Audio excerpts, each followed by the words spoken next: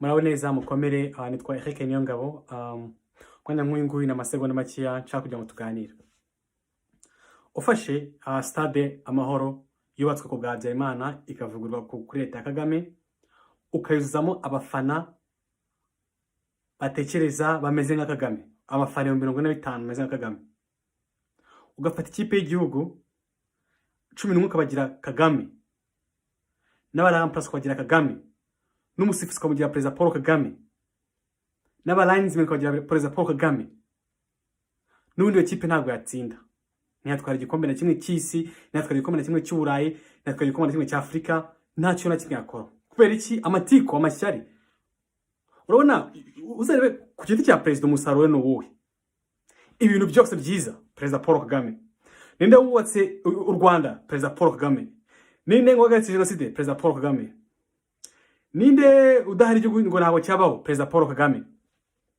Ninde umuganga mwiza? Perezida Paul Kagame. Ninde mwubatsi wubatse Kigali Convention, akubaka Kigali Arena, akubaka amazu atandukanye mu gihe Kigali? Perezida Paul Kagame. Ninde wasenye abanyarwanda akabavana muri Kangwenda akabatwarira ibyabo? Perezida Paul Kagame. Ninde wahagari uyoboye igisirikare neza? Perezida Paul Kagame. Ibintu byose ni Perezida Paul Kagame. None kibase bizagenda gute? Aha, hagakurikiraho gufatanya Rwanda. Ni bande bakora amakosa? Ni abantu bose Paul Kagame. Ni bande bahubuka? Ni abantu bose Paul Kagame. Ni bande biba? Ni abantu bose uretse Perezida Paul Kagame. Oh my goodness. Ibintu umunyagitugu. Uwafata equipe ukagira we n'ubundi tukabona igikombe na kimwe, tukabona umudari n'umwe, tukabona ishimwe na rimwe, kubera ko Perezida dufite ni umuperezida uteye umunyamatiku, umugome, umunyeshyari, umwicanyi, umurozi, umurwayi mu mutwe. Mbese ibintu byose bibi bishobora kuba umuntu yarwara. Perezida byose arabyujuje.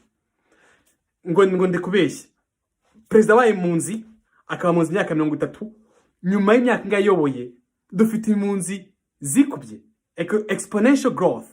Ukibaza yize iki mu buhungiro? Abasirikare bose ngo ndahagaritse urugamba ngo niwe wenyine.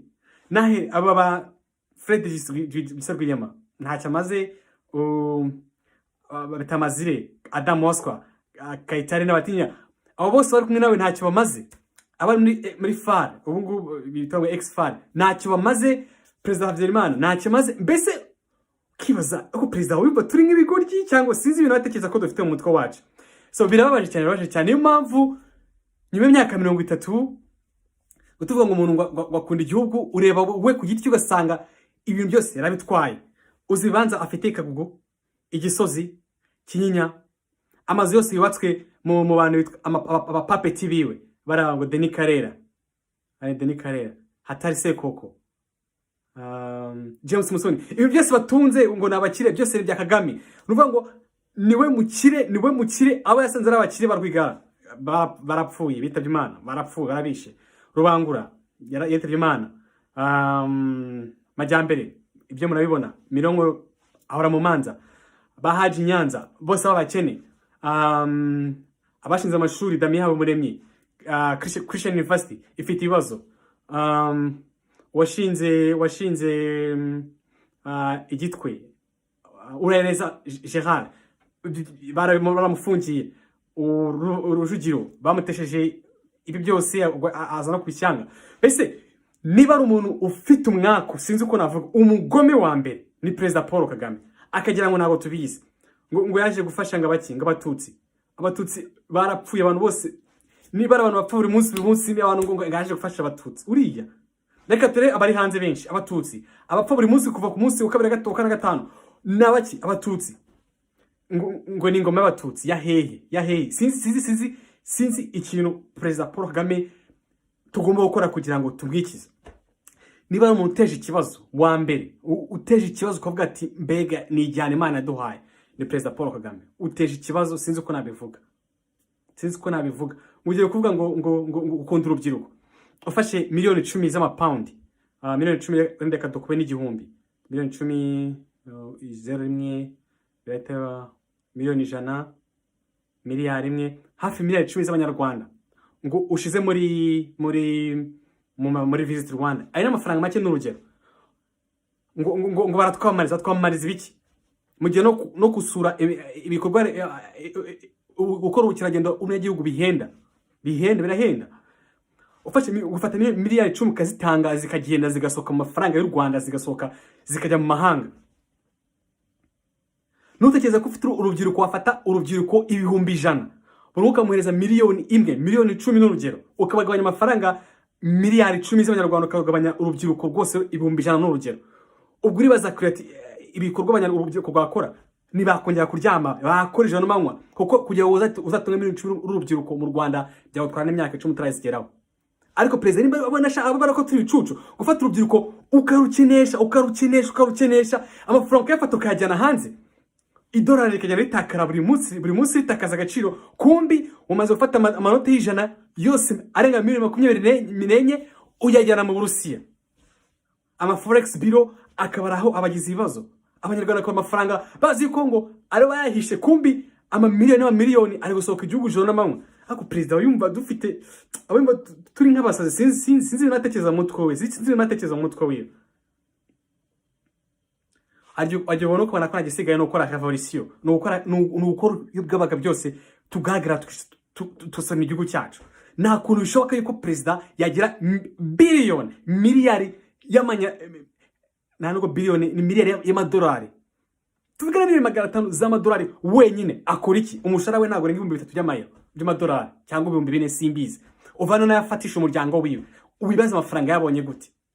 Byose ragaruka bikajya mu mfuka wiwe, agahora afunga abanyarwanda, bafunga abasenyera, akayatwara. Ugafata abantu muri Kangondo ukavuga ngo atuye mu gishanga, ukabasenyera, ukavuga ati nzango abandi bashamo tinga, ukajya ngo twari bagiye nyuma amezi angahe hakazamuka amazu mu gishanga. Ubwo sijya ngo ntago tubizi. Ku muntu wese wano video icyo cyo gihe ngo utanye utekereze impinduka, nukuri sinzi perezida dufite, sinzi kinashaka, sinzi ibintu byose abitwaye ngo igihugu ngo ni cyiza, ngo yubatse amataje meza ahantu hose muri Kigali. Dore kuri Kigali Height, Kigali Convention Center, ugende metero 100 ureba ahantu ubuze kugera ukuntu ameze, metero 300 ugere mu Rwinayo, ugere mu Kibicanga, ugere Ukaciro, ugere mu Kabagari. Barafata agapande kamwe, agapanda ngaka, kano gapanda kangaka, akaba ariko ngo bubaka kerekana ngo abanyamahanga. Ariko abanyarwanda nimba ari abantu bakennye, nimba ari abantu bashonje, nimba ari abantu bafite amashuri mabi atarukora baswa, nimba ari abantu bumva bababaye, nanjye numva ndimo, no kujya perezida Paul Kagame, perezida umeze nko kuriya. Abantu babutura 99 ku munsi ukurikiye ugatufunga insengero 600, abanyarwanda bose bakabenzerereza ku cyumweru bajya hehe? Ukumva ngo ntabwo bimera. Ubwo se urukundo n'uruwe icya kabiri ngo ibanze ngo datwanye nabyo ugiye kubitwara, urubasengeye ibanze bitwaye, mana yanjye. Abandi nukubafungisha no manywa, ukumva n'ibintu bisanzwe, ukumva ntabwo birabaje. Perezida wowe, perezida sinzi, urababaza abanyarwanda, ubaza urubyiruko, ubabaza abantu ku buryo umuntu ibaza ko ko perezida ni iki kintu ashaka. Ugafata miliyoni magana ngahe, 600 miliyoni y'idolari, ukagura imodoka ngo bagutora 99 uvuga ngo nagukunda, ukagura imodoka utanze miliyari utazi ko abaturage badafite naho baba. Mwaza itegeko ryo kubarasa, n'ubundi mwararashe, n'ubundi nibashira. Mwaza itegeko ryo kwasenyera, mwarasenye, n'ubundi nibashira. Nose bajya ngo sagende gute? Na abanyagihugu tugomba kubana. Uraho kagena muhanda, abanyarwanda baguhunze, ubita ibisambo, ubu nanjye sinzi nazanshakira, ubita intera hamwe, ubita ibigarasha. Ako perezida nk'ubu ko ushobora kubona rimwe uteze indege uragiye mu Rwanda ntuhagarutse, ubu tuzakwita iki noneho we? Ikigarasha rifite abantu baritwaye, Nyarwanda bararitwaye, gusa bazakwita iki noneho? Noneho urarashaje, imyaka ufite ukuntu ingana. Ubwo nukuvuga ngo ukemera ko abantu ngo bazagenda ngo bagwe mu mahanga, ngo bapfiririya, ngo uzapfira mu Rwanda. Wowe ukuntu ubona umeze, ukuntu ubona uri umugome, ukuntu ubona abanyarwanda bararabiciye, abanyarwanda afunze bene wabo, abanyarwanda baburiye irengero, ubona ufite uzamara n'imyaka 10 mu Rwanda ubigenza kuri 10 sinzi ko izanageramo. Sinzi byaho ukuntu bimeze. Kire kugize nk'amahirwe wenda gutyo ukajya kubona ukwana nk'Imana yakwitwariye nyine uraryamye. Urupfu rwo kuryama ntabwo abantu bose barubona. Wapi sinzi ikintu kizafata kugira ngo wowe ucike abanyarwanda. Wowe uzahongera muri Afurika y'Epfo uvuye ku butegetsi, abanyarwanda muri Afurika y'Epfo ntabwo uzabacikirayo. Uzahongera muri Qatar, abanyarwanda muri Qatar uzabacikirayo. Uzahongera mu Burayi, abanyarwanda b'Uburayi uzabacikirayo. Uzahongera muri Amerika, abanyarwanda muri Amerika uzabacikirahe. Uzahongera muri Australia, abanyarwanda uzabacikirahe. Uburyo perezida w'umugome, sinzi ko abanyarwanda uzabacika. Umva, simbizi. Naho nakandika ibitabo byinshi, nkandika ibitabo. Byagera kuki? Kweri iki niki gituma udakunda abanyarwanda? Kuki gituma abantu mwakoranye urugamba utabuba? Abajenerali bose urafashe bashize hasi, bose abantu mwakoranye. Se kibamba, umaze kubona byose ko byarambiranye, ufasha abana bato muri showbiz bateranyije, barasopanyije kugira ngo byo muri Kongo bikaro murafata basopanyije. Nuko ukora. Icyatuma cyose ubaho undi munsi ukurikiyeho, undi minsi 10 ukurikiyeho, uragikora itaye ngo wubatse kuki kwera. Uraje ngo uje gutura ikagugu aho kugira ngo utekereze ati se reka urugero rworoshye kugira ngo abantu barwumve.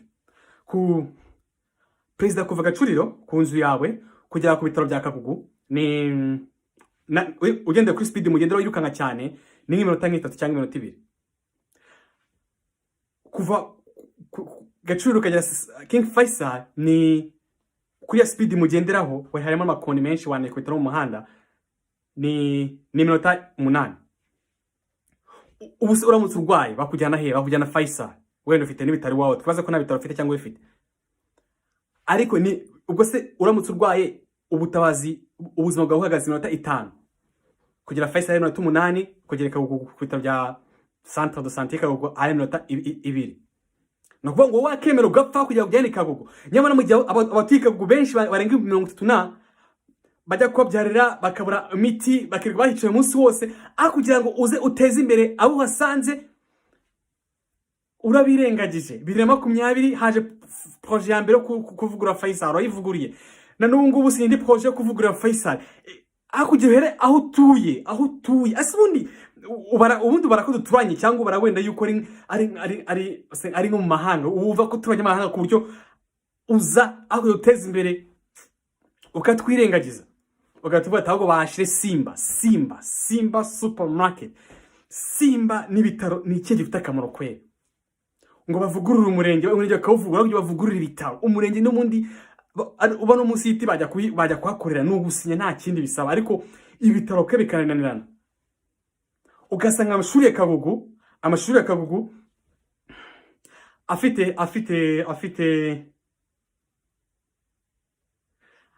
afitemo abana bikubye inshuro hafi enye aba Green Hills. Green Hills murayifashe murayaguye muyikubise hasi hejuru mugejeje kuri kaburimbo muyigize agatangaza, ariko amashuri uturiye kugera ku mashuri minota 2 kuya Green Hills minota 10 cyangwa minota 8 nta gikoni bafite. Abana baho bamwe ntago bafite ko bicara kuko biga bamwe mu gitondo abandi gari mugoroba. Kugira ngo uteze imbere ibyo wasanze urateze imbere ibya FPR. Green Hills ifite ari yanyu nicyo, ariko amashuri ya rubanda yabasa nabi yabasa neza yaba badafite barira ntacyo bivuze. Komana yanjye sinzi kabisa. Tugomba kwirwana kuko uburyo Perezida Paul Kagame ari umugome agumye kutwara gutya. Sinzi ko byazagenda. Ibintu byose arabitwaye arabihisha ahantu. Ubu aramutse avuye ku butegetsi naho wese igeni babirya. Ubugome ugira Perezida Paul Kagame. Sinzi. Abaturage bahora babaye, abaturage baraburaye. Uraje ubatse Gacuriro, ubafashe umusozi wose urawutwaye, mu gihe ubucucike bw'ukuntu tubayeho ari bunini cyane. Ubona iyo abantu bahagaze bakara ku musozi wa Gacuriro hano tuye, ubona bakwishima cyane bagira ishyari. Wafashe umusozi ukaba muri umuntu umwe. Upiwe metro zingahe? Reka tukwe metro nini 2 bagwe n'ubugari bungana gutya, bagwe n'ibiro wenda 100. Reba ukuntu ngana. Birababaje cyane no bintu kabisa. Kwa nabyo na video jewe rwose sinzi dufite ikibazo gikomeye cyane. Dufite ikibazo cy'umuperezida wikunda, wikubira, umuperezida ufite miliyari 500 mu gihe umunyarwanda badafite n'ijana, igihumbi bakibuze. Ariko perezida aragura mu modoka bwije bukeye akiba byose akabitwara akajya guhunika ku ruhande akagira ngo ni ibintu bisanzwe. Murakoze.